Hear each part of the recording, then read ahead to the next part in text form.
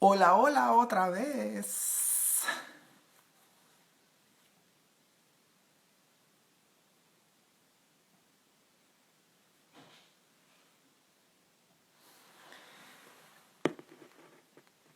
Hola, bienvenidos otra vez a Mako otra vez. Vamos a invitar al amigo.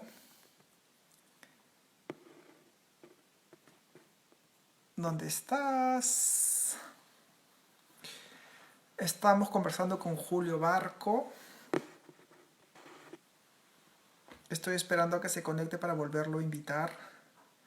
Hola, Ana María. Gracias por el saludo. Espero que estés bien.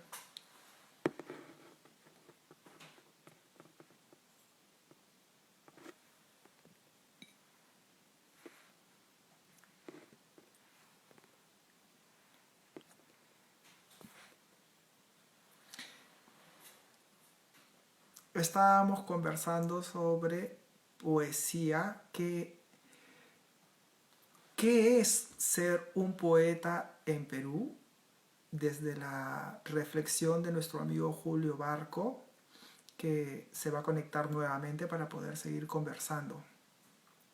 Igual, yo les invito a todos ustedes que puedan realizar preguntas para poderle realizar a Julio.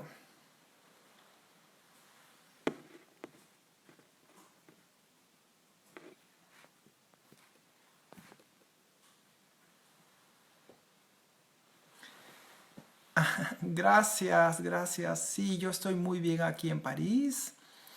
¿Tú dónde estás en estos momentos? Eh, Yo sé que estuviste también aquí en París algún tiempo, pero continúas en París. ¿Dónde te encuentras, Ana María? Bonjour Jean-Pierre, bienvenue à Mako autrefois.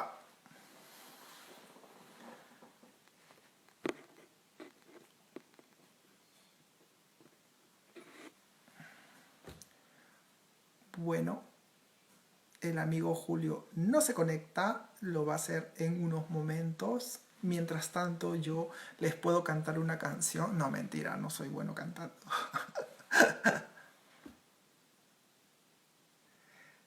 Sí, él se llama Julio Barco. Es en serio que es un escritor, un poeta genial.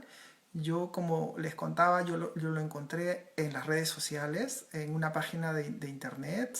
Leí un poco de él, o algún escrito, algún poema, y de verdad me quedé impresionado. Y así que lo seguí, continué, he comprado algunos libros de él, he tenido la oportunidad de conocerlo, hemos trabajado juntos y de verdad su universo de creación a mí me parece genial. Es un poeta joven que tiene muchos proyectos, cree en el cambio y está haciendo muchas cosas sobre la poesía en Lima, Perú, en todo Perú. Así que yo les invito a que lo sigan, a que lo sigan, a que compren sus libros.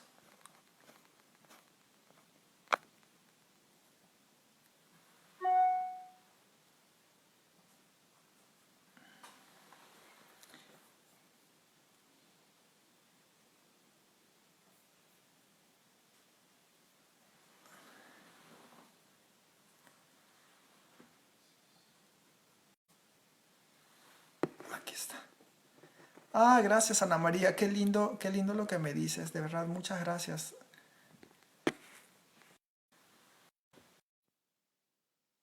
Ya invité al amigo Julio Barco para que se conecte, así que va a estar nuevamente con nosotros en unos momentos.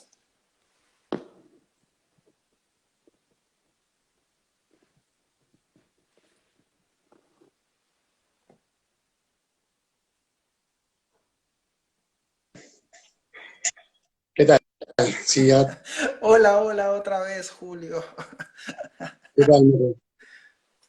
Bueno, te hice una pregunta, me respondiste. Yo estoy explicando un poquito a los amigos sobre lo que tú realizas, que me hicieron algunas preguntas.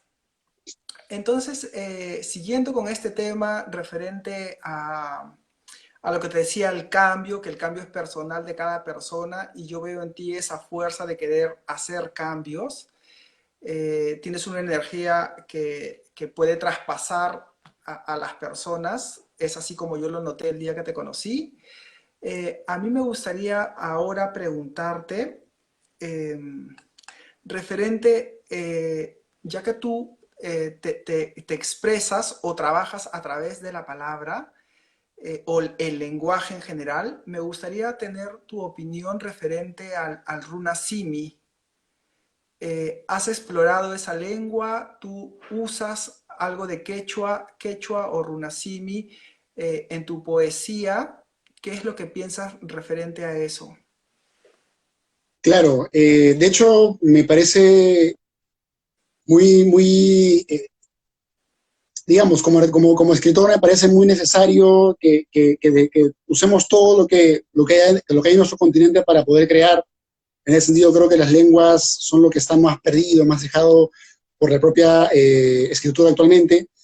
Yo trabajo más bien con conceptos más que con las palabras, por ejemplo con los quipus. Esa palabra, hay palabras que de pronto las integro en mi poesía, pero integro la magia que encierran, ¿no? Las ideas que están detrás. Entonces, trato un poco de, por ejemplo, respirar. Hay un poco también ese acto de estar en comunidad con los demás, que también transmite la cultura andina, que es de hecho un lenguaje bastante empático con el otro. Entonces trato un poco de coger un poco esa influencia más espiritual, porque yo no sé, digamos, yo no he estudiado a profundidad quechua, pero sí me interesa eh, todo el espíritu que hay detrás también del lenguaje y que precisamente también se puede usar para desprogramar un poco lo occidental, que es lo que más no, nos influencia ahora. Entonces es una forma también de hecho, hace poco, por ejemplo, estuve en Trujillo y me contacté con un cantautor que él sí canta en quechua y tiene todo un mundo andino muy fuerte, que es Rasuniti, y de hecho hablábamos mucho de cómo en la sierra de Trujillo, o Machuco, hay unos campos magnéticos también que permiten una relación más mística con el entorno, del cual también se puede generar un tipo de música. Yo creo que en todo caso, esa parte mítica me interesa su panteísmo, cómo nos relaciona con el mundo, cómo nos hace mirar el humano y la naturaleza, cómo hay esa conexión que de hecho también está en la poesía, que es naturaleza.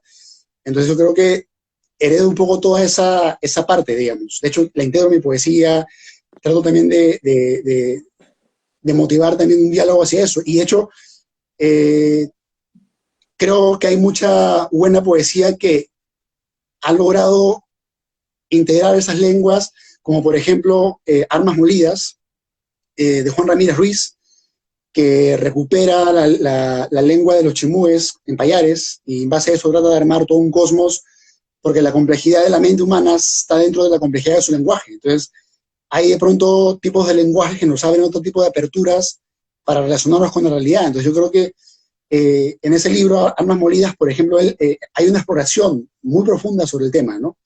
Pero también me gustan otros autores que tienen esa mirada, ¿no? Como Efraín Miranda, que es un autor que tiene un libro muy interesante para conocer el lado andino, pero el lado andino real, que es el poemario Choza, que es un libro también donde explora pues esa realidad del Ande, pero no de una manera idealista o romántica, sino con la fuerza que tiene el Ande, con esa vigorosidad que hay en la propia energía cósmica que está trabajando la Tierra, que pudo levantar esas grandes estructuras o crear y pensar esos tejidos. Entonces, como que trato un poco de cultivar los espíritus o las miradas que hay detrás de los lenguajes dentro de mi poesía, para también alimentarme. De hecho, hace poco estaba también explorando mucho lo que es la obra de José María Arguedas, que también es uno de los epígonos más grandes, digamos, de recuperar un poco toda esa parte, digamos, de la peruanidad o del mundo andino. Y justamente estaba pues leyendo sus diarios, y es muy curioso cómo él también con su sentir andino se comprende en una lógica donde estaban otros escritores como Julio Cortázar o Mario Vargas Llosa, como él se encuentra un poco huérfano de esos espacios. Y yo creo también que hay una distancia entre lo oficial con lo andino. Hace poco recuerdo que un antiguo rockero empezó a burlarse por la forma de hablar de una persona, es más, lo estigmatizó porque escuchaba Huayno, ¿no? Poniendo por encima el rock del Huayno. Entonces hay una mirada un poco también de desdén hacia todo eso, ¿no? Hacia el propio uso del runasimi y del quechua, también el quehacer y también el propio sentido. Entonces, yo creo que en el Perú hay un animal carnívoro con nuestras propias esencias. Y este conductor de radio, que también es un músico, se puso a despreciar esta forma de hablar, esa forma de ser también. Entonces yo trato de integrar esas miradas, pero aún no he explorado a fondo el lenguaje quechua, que es algo también que de hecho me interesa como artista. Creo que eh, estoy muy de acuerdo con lo que dice Rapaun, que es un gran conocedor de las lenguas, que dice que los poetas deben seguir avanzando, conociendo más lenguas para poder integrar dentro de su propio universo otro tipo de miradas. Entonces, siento que también es una gran tarea que mi generación debe integrar, ¿no? Ahora, el punto es cómo lo integramos, ¿no? Yo pienso en poéticas como la de Enrique Verástegui, que es alguien que yo sigo mucho, que por ejemplo integra el ande, pero integra la parte médica, la parte filosófica, la parte, digamos, más honda, digamos, del ande en un libro como Yachay Hanay. Yachay Hanay, por ejemplo, es como un tratado poético donde Enrique Verástegui coge esa parte andina, pero para lograr un equilibrio espiritual, mental, o reflexionar sobre lo que somos. Entonces, yo creo que también por ahí está un poco el desafío, no tanto de pronto poner una palabra, sino también animarnos a pensar la lógica que esa palabra y ese mundo y esa mirada encierra, que es lo que también creo que el mundo que vivimos, que es más occidental, que es más capitalista, más consumista, creo que de alguna forma desplaza, pierde esa cosmovisión que Lande recupera, que de hecho que otro autor también muy interesante, que ahora recuerdo, es Gamaliel Churata, ¿no?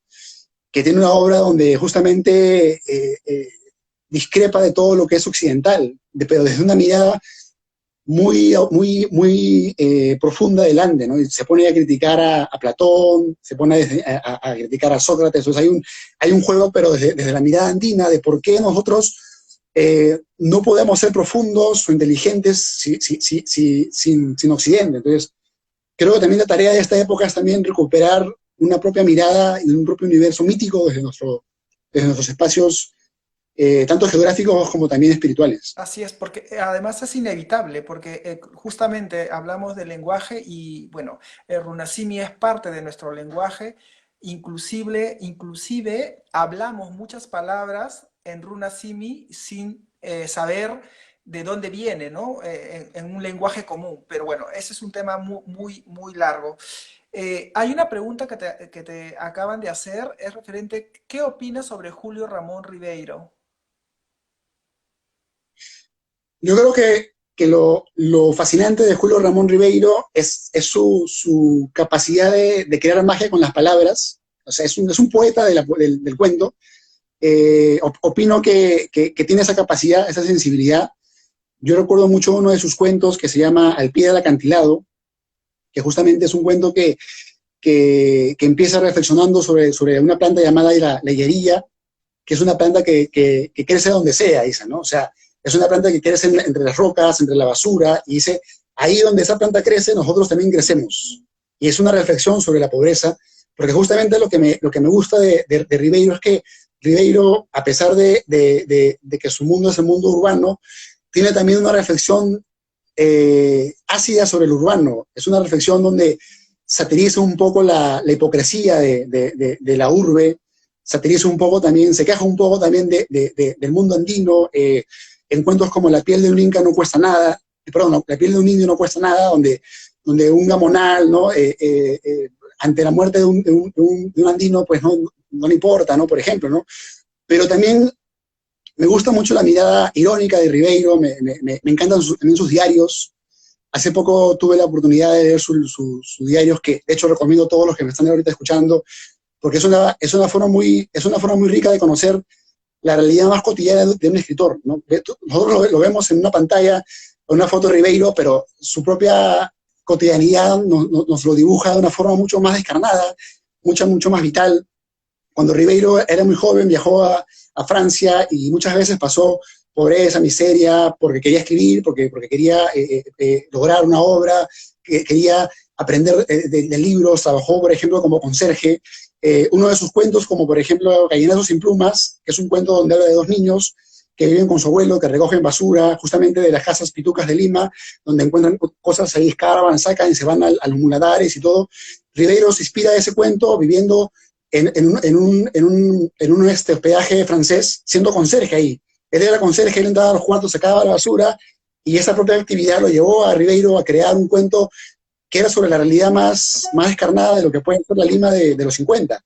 Pero él no la crea, pues aquí la crea en otro espacio, y la crea no solamente de una forma urbana, digamos, populista, como lo hacía Enrique Congrains, sino también integra pues un lenguaje exquisito, ¿no? Porque él es un lector muy profundo de los franceses, ¿no? Como Maupassant, como Flaubert, que son autores que nos invitan pues a buscar un criterio exacto dentro del lenguaje. Tú cuando lees la prosa de Ribeiro vas a encontrar esa actitud en su forma de escribir, en su forma de pensar el arte. Él en 3 líneas te puede dibujar una atmósfera, un rostro, una sensación, un sentimiento. Entonces, yo creo que haber logrado ese acendramiento, ¿no? O sea, esa purificación de los propios sentimientos para poder crear algo tan vivo, porque finalmente trabajamos con la palabra, que es algo vivo, trabajamos con... Y Ribeiro, yo creo que logra una perfección dentro del cuento, que no logra, por ejemplo, en la novela, ¿no? Donde él no brilla tanto, o tampoco en el teatro, pero que sí logra, por ejemplo, en sus aforismos, ¿no? Que tiene un libro que se llama Prosas Apátridas, que es un libro genial donde él escribe párrafos pequeños donde reflexiona sobre la realidad que vive, sobre lo cotidiano, sobre el absurdo, sobre la creación.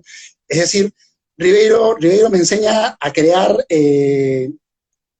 bajo una mirada, digamos, exquisita, pero también bajo una mirada bastante reflexiva sobre la propia creación, ¿no? Entonces Ribeiro creo que es uno de los grandes maestros de la literatura de nuestra a pesar de que en su momento fue eclipsado por figuras como Vargas Llosa, Cortázar, García Márquez, ¿no? que eran la gente del boom, digamos, y Ribeiro era un personaje más oscuro. Pero creo que Ribeiro va a seguir creciendo, pero de hecho que es un escritor que tiene mucho que aportar dentro de lo que crea. Además, él como ser es un ser complejo, ¿no? Tú sabes que se peleó con Vargas Llosa lo acusó de que él estuvo vinculado con Alan García, ¿no? Entonces, políticamente, Ribeiro no es un personaje pues, que defiende una causa radical o izquierdista, es un personaje más bien escéptico de la política misma, de la vida misma incluso, ¿no? Entonces, es un personaje más oscuro, pero dentro de su propia contradicción, yo creo que Ribeiro nos abre una literatura muy interesante para poder entendernos, para poder analizarla, para poder interpretarla, leerla, ¿no? Creo que hay mucho que decir de Ribeiro, ¿no? Tiene un universo muy marcado, si se puede decir, ¿no? También. Eh, bueno, yo quería ahora, quiero preguntarte, mejor dicho, eh, ¿qué es lo que has descubierto últimamente? Cuando digo descubierto, quiere decir una película, una canción, un libro, una experiencia, qué sé yo, algo que te ha conmovido. Bueno, ahora que estoy trabajando un nuevo libro que voy a sacar dentro de poco, pero es un libro de ensayos, me estoy reflexionando sobre la creatividad, ¿no? Y lo que ahora me ha impactado demasiado es releer la tesis de César Vallejo, con la cual él logra egresar de la universidad, que es la historia del romanticismo en la lengua española. Me gusta mucho, ya que Vallejo me vuelve a hacer reflexionar sobre el carácter social de la propia poesía. Eso me ha impactado mucho, digamos, ya que esta tesis me ha llevado a otros autores que recién lo estoy conociendo, que justamente también reflexionan sobre la propia eh, mirada artística. Eso ahí yo creo que últimamente me ha causado mucha impresión. En realidad puedo pasarme muchas horas leyendo, me encanta leer, y entonces También he descubierto hace poco a un poeta rumano que recomiendo leer, que se llama Eminescu. Eminescu es el poeta nacional de ese país y su poesía es una poesía oscura, pero muy vital, muy descarnada. Me ha causado demasiada buena impresión leerla. Y en general, lo que ahora más tengo fresco es todo mi viaje a Trujillo, donde descubrí muchas miradas, a muchos poetas también por allá que me obsequiaron sus libros. De hecho, creo que toda esa parte también me ha causado bastante interés de reflexionar y un poco de pensarla, ¿no? Ujú, ujú, ujú. Ok. ¿Cuáles son tus nuevos proyectos a venir? Ahora estoy trabajando, como te cuento, dos libros. Uno sale en España, que es una antología que recopila a 100 poetas peruanos. Este libro se llama Yo construyo mi país con palabra, contra una mirada no oficial de la poesía peruana 2010-2019. Y es un libro donde yo hago un estudio sobre todas las publicaciones de esa época y coloco a ciertos autores, como por ejemplo Oscar Málaga, Willy Gómez Viglaro, Mario Montalbetti, Antonio Chumbile, etcétera. Ese libro va a salir en España con la editorial y el grupo Instituto Iberoamericano de Cultura, que es un programa que trabaja a nivel de todo el continente americano, sacando libros y buscando que esos libros desarrollen pues miradas críticas también. Y por otra parte voy a sacar un nuevo libro, que es un libro, como te cuento, de ensayos, que se llama Poetizando, cómo aplicar la poesía en la vida cotidiana. Entonces tengo estos dos proyectos y en cuanto a poesía, tengo mi libro número 10 de poesía que se llama El Durazno Gigante, que de hecho es un libro que escribí hace 4 años, que tiene como 700 páginas y es mi obra, es una obra que también quiero sacar este año y que de hecho estoy trabajando y estoy ahí porque siento que es también un monstruo. Yo cuando trabajo algo siento que hay energías ahí vivas que a veces me superan y tengo que estar con una fuerza para poder trabajarla. Entonces también hay que estar con ese dado mental para poder pues enfrentarte a todo el caos que es crear una obra, pues porque la parte bonita es sentir la poesía, pero creo que la poesía también es un trabajo. Entonces, y hay que lograr que este trabajo también sea digno en muchos sentidos, sea también respetado, pero también sea un trabajo consciente con lo que tú vas a ofrecer al mundo con tu arte. Entonces, estoy trabajando estos 3 libros, que son la antología, que sale en España, el libro de ensayos, que sale para fin de mes, o dentro de poco ya, entre julio y agosto, salen estos 2 libros, la antología y de ensayos, y el Durazno Gigante, que sale dentro de unos meses, que es un proyecto mayor, más bien poético. Paralelamente a esto, estoy publicando varias páginas web. Pueden ver lo mío, que sale todos los viernes. Publico en la página Lima Gris, que es una web que se encarga de publicar cosas políticas, culturales. En esa página, en Lima Gris, pueden leer mis últimos 5 artículos, donde hablo de poesía, hablo de arte, hablo de autores. Recupero, por ejemplo, a Beethoven Medina, que es un autor también de Trujillo, que de hecho también me ha impactado mucho, que también recomiendo leer, o también pueden leer lo mío en la página argentina Metaliteratura, donde también estoy también participando, que es una página donde también publico cosas semanales. Entonces estoy tratando de armarme toda una serie también de espacios para poder comunicar lo mío, porque siento que el trabajo de crear, al menos en mi caso, no cesa y cada vez lo hago y cada vez me gusta más. Entonces siento que estoy como una especie de movimiento natural que me llena, que de pronto sigo descubriendo autores. Hay un autor que de pronto descubro que me lleva otras ideas y que pueden ser un libro que de pronto no había pensado escribir. Yo creo que los que escribimos debemos estar totalmente abiertos a toda la realidad para poder seguir nutriéndonos. Entonces, a futuro tengo esos 3 libros y mis trabajos en webs. Eso es lo que estoy un poco haciendo de manera inmediata, ¿no? Ujú. Bueno, la creación es un trabajo y es un trabajo a tiempo completo, ¿no? ¿Qué es lo que hace Julio Barco si no está escribiendo? Pues tengo algunos amigos con los cuales a veces camino, converso. Por lo general soy una persona solitaria, tengo algunos amigos con los cuales converso, charlo, o mi familia, pero eh, lo cotidiano, pero básicamente procuro estar más tiempo trabajando, y cuando no estoy trabajando, incluso también estoy pensando cómo trabajar, o cómo ocupar ese espacio que no tengo para llevar a mi arte. Entonces, es una cosa medio obsesiva, pero igual, o sea, cocinar, comer, o sea, todo lo que implica, pues, ¿no? Esa parte, ¿no? La Entonces, rutina trato del también de día a estar ahí. día. Ujú. Exacto, yo creo que también de esa rutina, también eh, encontramos también formas también de sortear la rutina y de poder seguir siempre en lo espontáneo, siempre abiertos a los nuevos libros, a crear, porque también a veces pienso que estamos un poco como limitados a la propia creación, a la propia lectura, entonces hay que estar un poco también abiertos para poder, digamos, continuar en este trabajo, que de hecho tienes que tú mismo estimularte, o sea, no hay otra fuente que la que tú mismo generas con tu propio trabajo creativo, entonces trato también de generarme dinero trabajando en otras cosas para poder seguir también haciendo lo mío y mover los libros, tratar un poco también de articular todo lo que es la poesía peruana también de mi época. Entonces, es un trabajo que lo hago todos los días, sea domingo o sábado, y sea feriado o no sea feriado, y lo hago porque me apasiona hacerlo, y lo puedo hacer, me gusta, no es algo y es más, siento ansiedad porque quiero leer más, quiero saber más, porque si sé que si me leo 20 libros más, voy a poder crear de una forma diferente mis ideas, voy a poder moldear de una forma diferente mi propia creatividad, entonces voy a poder también crear otro tipo de espacio. Entonces, como que siento que en la poesía lo bonito es que tú te pones tus propias metas y tú eres tu propio profesor, tu propio maestro. Entonces uno mismo se alimenta, y lo bacán del Internet, lo bacán de esos espacios de la actualidad es que nos permiten justamente usar herramientas y conocer de muchos lados y bajar muchos libros y conocer mucha gente que hace lo que yo hago ahorita.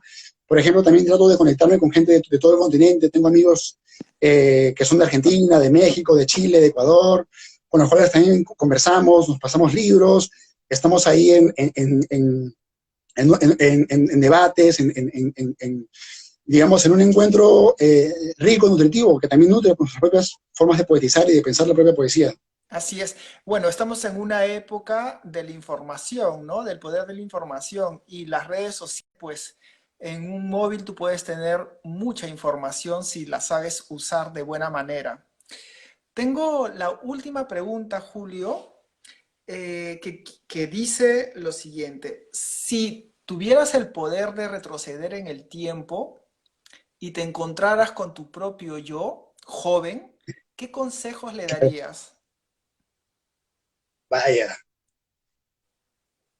En realidad, pienso que ninguno, pero que igual me siento en el camino, siento que estoy como donde tengo que estar, siento que mis propias aciertos y desaciertos me trajeron aquí, y me siento bien aquí en ese espacio, porque justamente en ese espacio porque pues, digamos, de ese yo que fui, con 17 años, nunca pensé que tendría ahora 28 y estaría con tantos libros publicados, porque en el camino hay que ser sinceros, ¿no? En el camino mucha gente abandona esto, es un trabajo que, como te digo, exige doblemente esfuerzo, ¿no? Ya que es un país que no te invita a crearlo como tal.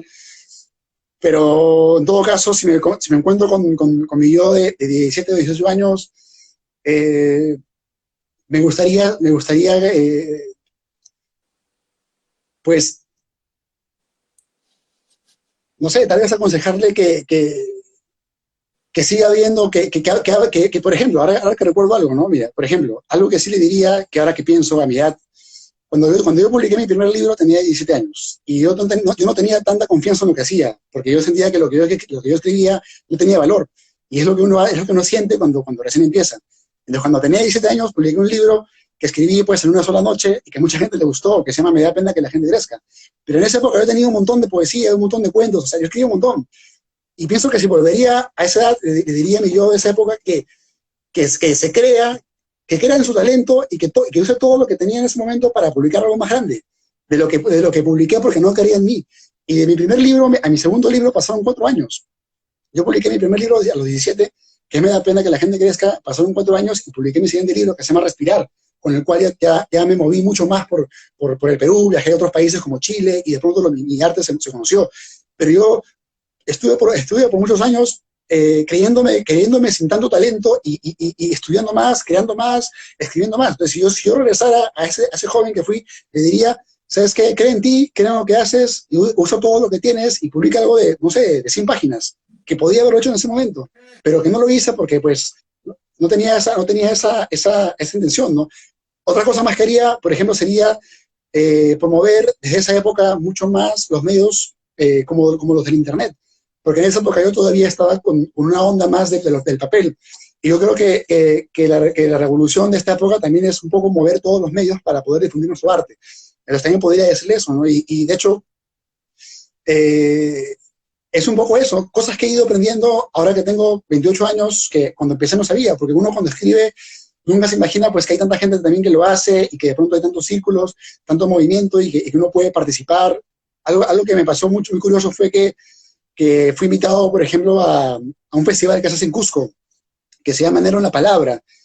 Y yo viajé a ese festival con 22 años, o 23 creo, y me sirvió mucho porque me hizo conocer que mucha gente en todo el continente hacía poesía y lo hacía con mucho interés y había mucho compromiso. Entonces me hizo ver que no era una cosa que yo me estaba inventando en mi casa y que a pesar de que me criticaban mis padres, a pesar de que me criticaban algunos amigos o de que me podrían considerar de muchas formas por dedicarme a escribir poesía en esta época, era algo real, que la propia municipalidad de Cusco financiaba, sacaban libros y había una forma más grande de poder llegar, de poder transmitir. Entonces yo creo que algo que de pronto uno gana con el tiempo es la confianza, de poder ahora creer en lo que tú haces y seguir con lo que tú haces. Es lo que yo no tenía, es lo que yo con estos años he ido aprendiendo, pero también lo he ido aprendiendo de una forma lenta y escribiendo, corrigiendo y armando mucho y pensando mucho sobre la literatura. Entonces yo creo que un poco eso es lo que me diría a mí mismo, ¿no? Y creo que es lo que un artista también debe tener para poder seguir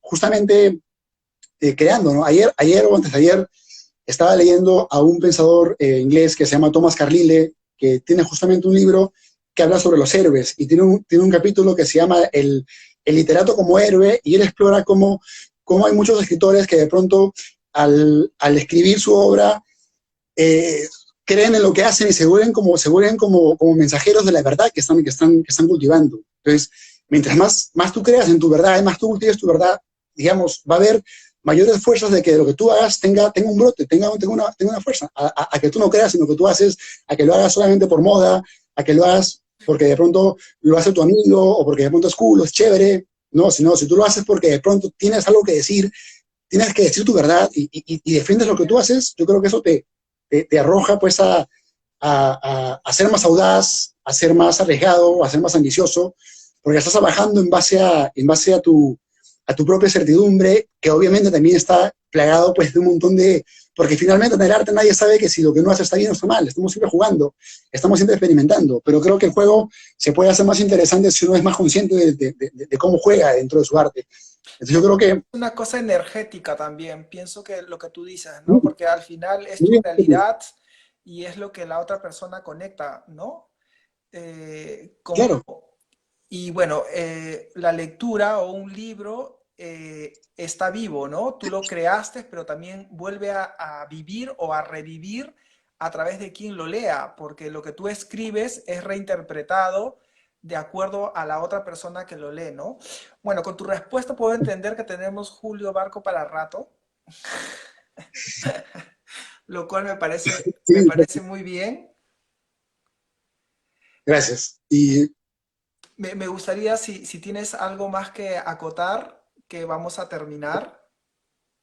sí, quisiera dirigirme a todos los que estamos ahorita creando. Quisiera que sepan que hay una movida real en la cual podemos todos participar y podemos hacerlo desde nuestros medios tan diferentes, tan particulares, y que puede ser un motivo de encuentros, un motivo de miradas. Quiero invitar a que la gente abra libros de poesía, que perdamos ese miedo de comunicarnos con el otro, porque justamente la poesía nos abandona de nuestra propia, de nuestro egocentrismo y nos hace ver muchas esencias diferentes. Y esas esencias, como tú bien dices, son energías que se acumulan en nuestra propia mirada. Y como lo decía Martín Adán, el poeta es el que oye las sumas voces, ¿no? El poeta es el que oye las sumas voces. O sea, el poeta es un ser que ha practicado, pero no el oído, sino el oído mental, no el oído de nuestra mente. Tenemos un oído mental con el cual podemos escuchar leyendo, por ejemplo, a Platón, escuchemos a Sócrates, ¿no?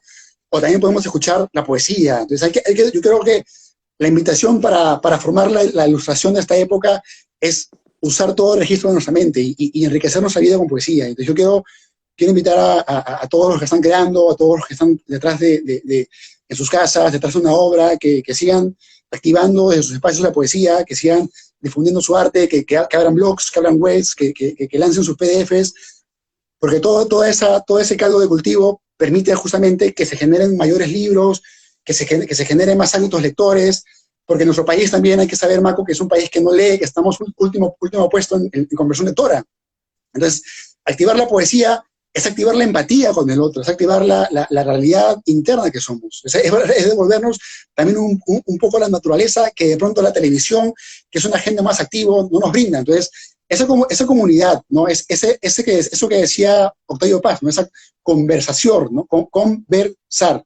O sea, el verso es una conversación, ¿no? Tú con el verso, conversamos con el verso. Entonces hay una conversación, un diálogo que el poeta abre y que el lector cierra y que el autor también crea en su propia mente. Entonces, yo creo que lograr esa unidad, lograr esos encuentros, en una época como la que tenemos ahora, es el trabajo que tenemos que empujar todos los creadores conscientes de nuestro oficio, de nuestra aventura con la realidad, y obviamente sin ningún tipo de pose, sin ningún tipo de mitificación, sino pensar la poesía como una cotidianidad, como algo que puede estar dentro de nuestra propia realidad, así como estamos viendo una película, podemos abrir un poemario, podemos comprar un libro, tener una biblioteca con poemarios e ir nutriéndonos de eso.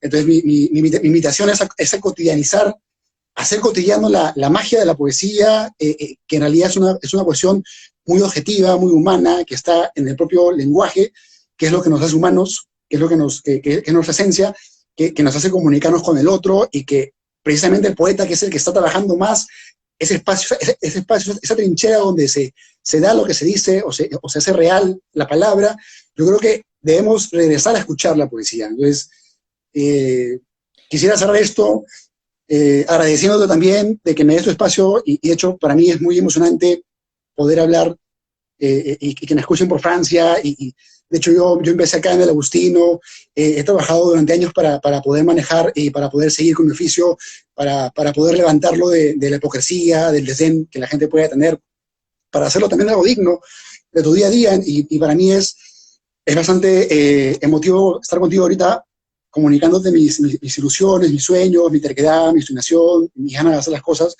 y pues quiero invitar a que la gente siga creando, que no dejemos de lado todo el poder, toda la posibilidad que encierra la palabra, en el lenguaje más intenso, que es el lenguaje poético.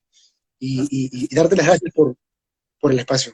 Bueno, yo quiero acotar de que leer pues te lleva a otros mundos, a otras realidades. Y es perfecto lo que tú acabas de decir, porque en este momento estamos viviendo una realidad un poco complicada a través de esta enfermedad, ¿no?